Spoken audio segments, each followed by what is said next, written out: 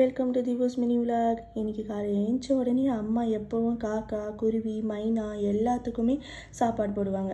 எங்களுக்கு தராங்களோ இல்லையோ, ஆனால் காக்காங்களுக்கு எங்கள் அம்மா மூலியமாக நல்லா ஜாலியாக சாப்பிடுவாங்க.